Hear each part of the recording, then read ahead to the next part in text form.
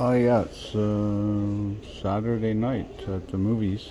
Anyways, I just found the Canadian Tire flyer. Um, I like some of the products at Canadian Tire, but don't leave the parking lot with the shopping basket, even though you just spent $700, and then with it, them calling the police on you. Anyways, the super sale, this one looks good. Looks like stainless steel. It's $249. It says regular $1,200. Now I don't know who'd pay. It says 3-ply clad cook set. It doesn't say if it's stainless steel or not. And who'd pay $1,200 for a set of pots? Anyways, you could get them like on Craigslist for $10. But also the walking machine. This one saves $1,700, and it is how much? Oh, regular $24. Oh, you can get this one for $7.99. Now that's a deal, right? Because most decent, the problem with walking machines I found, and I've had a few that I found like on Craigslist. I got one for free once. I bought two.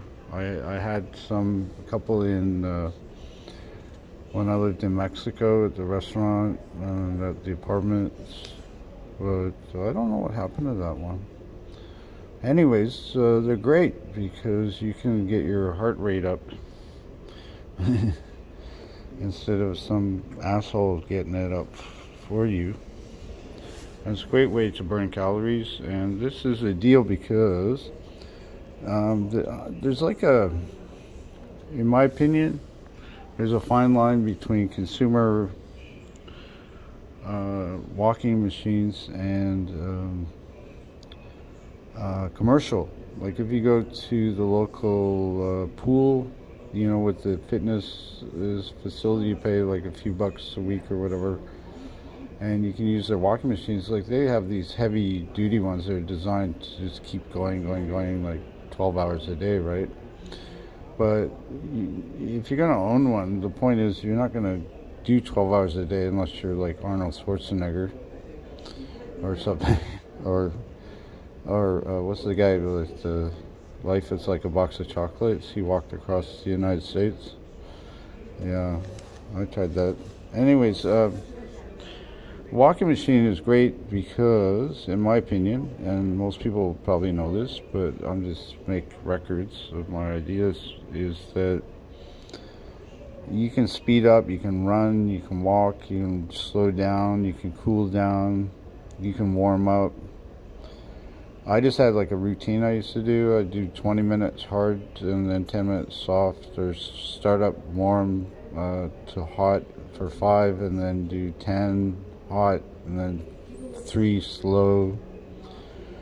And then they have different programs in them. They'll go up, like it's like a Stepmaster, and what it does is basically the motor in it turns, you know, makes you walk at certain speeds, which forces you, so you have to be careful, right?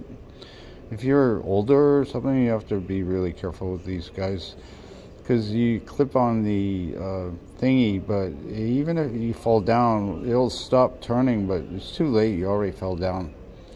The good thing is it turns off so it can't like burn a hole in your arm spinning or catch your hair in the treadmill in the bottom, which wouldn't be nice. But you know, it's definitely, you want to go slow with this thing. And I usually I like want to think or get ready to go to work or get ready for a new project, or you know, a trip somewhere or something.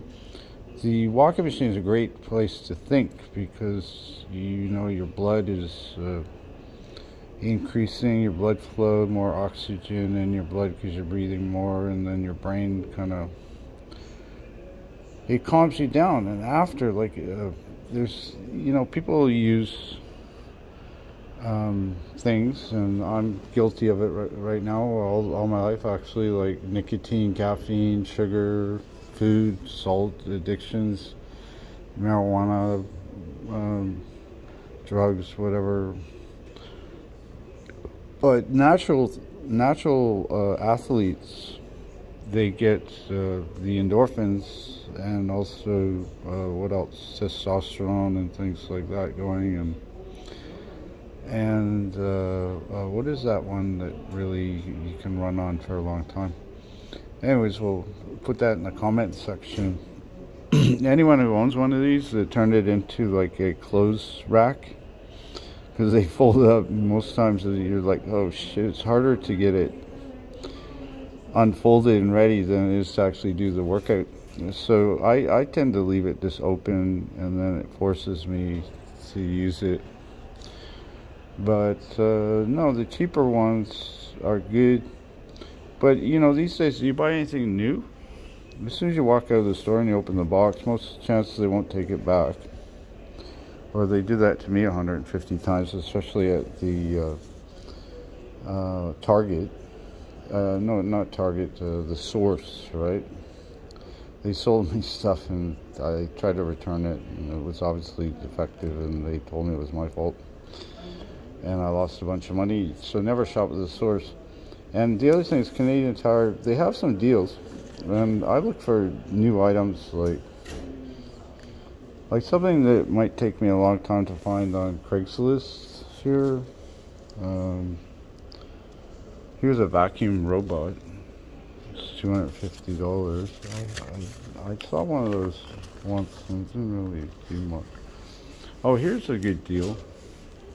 Here's a car canopy, and it's only $500, and it's looks large. Of course, the photography and, you know, imaging give you an idea, but that's a compact car in there, right? So they're saying it's regular $7.99, and it's now $4.99, and it's how big is it? Oh, it's a monthly. It's 10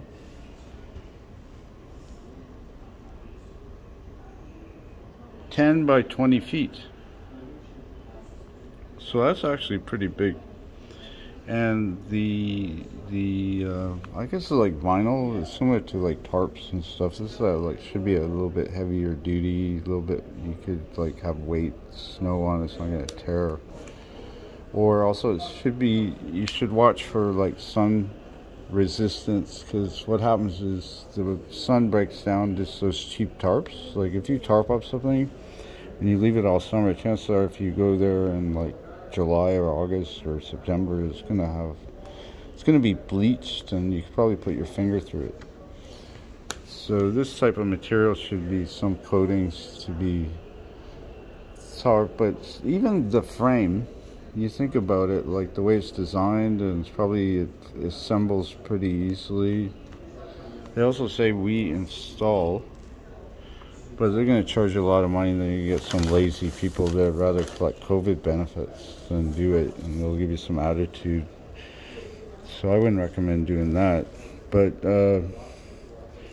here's a set of luggage, and I was interested in this one. It's only, I think it says $94. So basically $100. That to me is worth buying. Like that's worth the $100 because it all matches. So if you're in a hotel situation, or you're traveling and you just grab and go, it all matches, right? So you could even put like stickers on all of or you know, airbrush it with some graphics or something, and then it's all yours. And grab and go matching luggage, I think, is good for travel, and that's only $100, right? I think. I can't see that close. Oh, there we go. 90. Yeah, so with tax, you figure $100, right? Look, there's 1, 2, 3, 4, 5 pieces, right? Shelving's a little bit too expensive. Boots, too expensive. These shoes might be interesting. Outbound. I don't know with the brands, but Canadian Tire is good for like grabbing and going. If like you're going camping, it's a good place to maybe just stop if you don't want to spend a bunch. Like if you're not sure the family's going to get into camping, Canadian Tire is a good place to start. You can buy items and maybe try them out on the first camping trip, and just don't get them wet or dirty. Just try them out and put them back originally in the packaging the way it is. Even if you're just sizing out like a mattress, like get an idea, does it fit in the tent? Is it too thick? You try it out, let the kids try it. You know, is it too soft, too firm? Sort of like Goldilocks there. But yeah, you could try like the mattresses. Problem with these mattresses is holes, and so the cheaper ones, they get holes. And also the material, when you first use it, depending on the temperature out in the camping area, it could be quite cold out, and cold air shrinks. So if you could fill it up like during the day, and it's all ready to go for nighttime, but give it a good pump before you go to bed, because what will happen at night, it'll cool off and it'll shrink, and you'll end up sleeping on the ground anyways, because it comes out of air, and the last thing you want to do is crawl up on your knees and find the hole and start running a cheap pump or something. Also, the battery operated pumps I think are pretty recommended. Some come with built-in foot pumps. You know, you put a pump in there, or it's a pump built into it. It's kind of an interesting design. You just push it just like in the corner, like in this area of it, and you're just pushing your foot up and down on it, so you're standing up, and it actually inflates. So it's kind of an interesting design. I used one of those once, but the problem is, like weekend camping, you're always kind of in a hurry, right? I would avoid air mattresses unless you're into that. Or if you want, you know what's great, if you do dirty camping, it's the best. Like what you do is you just cover your seats in your car with something like old blankets, and put old carpets even on top of your floor carpet in the vehicle, and just go in your thongs, right? Your flip-flops, your shorts. Bring your sweats. You want to be warm at night. Change your clothes in case it rains. A poncho of some kind in case it rains. And also you have the car as a point to warm up. Very important, because if you go in the early spring or even summer, nights can be cold. We used to go up to Chilliwack Lake, and it gets quite cold up there even in like August, because it's quite high in elevation. So nighttime, I don't know about these air mattresses, but a good use of one is one that you could double, like you could sleep on it and use it in the lake. And if the lake's cold, it's a great way to get out of the cold water and just float around and get some sun, right? Hopefully it's sunny. But you know, Canadian Tire is good like for fishing stuff. I had a trolling motor. The Portland police or whoever, they stole it from me with my camper in Portland, but I used it on my dinghy. I bought it. It was a real Zodiac, and you know, if there was one item that I really wanted back out of that thing, that was that boat, because I wanted to take Maggie in a boat so much, just to give her the experience, and we had a laugh, and poor McKenna was screaming that we're gonna die, and we weren't. But when girls panic, my God, you have to be careful. And we were on the lake, but it did lose air because somebody fucked with the O-ring in the thing, right? So yeah, we didn't die. Plus the lake was very shallow, plus it wasn't choppy, and you could see the shore, so I could have saved them. But if like McKenna and Maggie totally freaked at the same time, like, yeah. But you know, Maggie would have been fine, because she used to swim in the ocean when she was like 2, right? And those waves were breaking on her little chubby legs, and she was hanging in there. And one time she got stung by a jellyfish, and she was crying for a long time. She just wanted my attention, right? But we, it was funny because the local thing is if you get stung by a jellyfish in Mexico, spray WD-40 on it. And I went around the small island part there where we were, and there was a little shop and they had WD-40 luckily, and we tried on Maggie, but it, you know, by then the sting was gone. She was just putting on a show. I wouldn't buy bicycles from Canadian Tire. I've never had luck with them. Somebody took an ad out here. That's interesting. Oh, these buildings. Oh, here's some good fun camping. If there's a fire ban, apparently, according to the fire marshal of the forest thingy, and I respect it because you don't want to have big blazing fires in the summer. It's like 900 degrees, right? Who needs it? Plus, these are great. You can hook them up to a pony bottle, a propane bottle, and then you got your center fire piece, and you just turn it on and off, and it's really safe, and it's safe for the kids, right? Because you're not out of control. Fire, you know, fires for camping, I think, are important, but you should try to be safe. So you really have to focus on the fire. If you're going camping and you're gonna have a fire, just plan it, and just make sure it's not gonna light the forest on fire, unless that's what you want, but probably don't. And then, like, it takes attention, right? So of course other experts would probably say, oh no, you just set up properly and it burns for hours, but you know, you still have to pay attention to it, right? Always have fire extinguisher, kind of a waste, but a big bucket of water from the lake or something sitting there, just in case, you know, the surrounding, I don't know, leaves catch on fire or something. But no, toolkits. Why would you buy a toolkit if you're not going to use your tools? Then don't buy any. Why would you put them all like so neatly away like that unless you were some kind of control freak? Big huge toolkits? Why would you want that many tools? Just borrow Fred's next door and don't return them. Or no, sorry, Craigslist or garage sales. People always have extra tools. I've even found tools on the street and in dumpsters and sort of pocket items people leave on their driveways and stuff when you're collecting cans. You know, the odd screwdriver and stuff. You'll just throw it in my pocket, right? But I'm not saying steal tools. I was just joking. But like Canadian Tire, I never found their tool array very effective, and they lock up certain tools so they think you're going to steal from them, and then you have to find somebody in the store to help you, and good luck with that.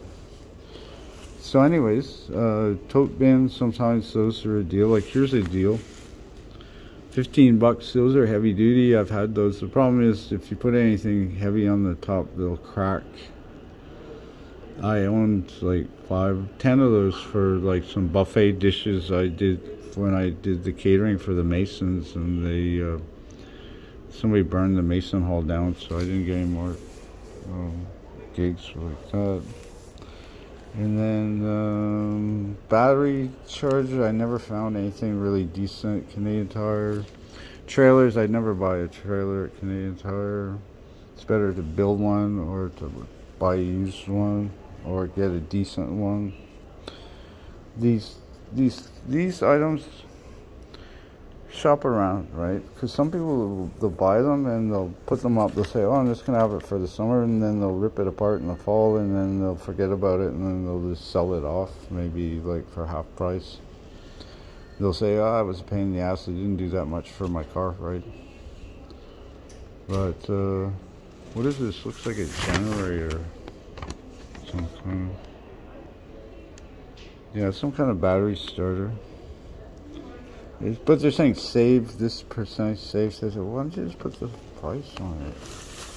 Now you have to like use a microscope to figure out what the price is. But decent fire. Oh, tires, yeah. Well, they call it Canadian Tire for a reason, and you know, Costco, I like Costco better than Canadian Tire because Costco has like 100% return policy as long as you're a member and your fees are paid, and they apparently they can't find your name or something. And you know, like they did, or I forgot my name. But yeah, the this $16.99 for these decent radios or something. That's not a bad price because I think that's for 4. I don't think that's each, because I don't think you pay $1,600 each, right?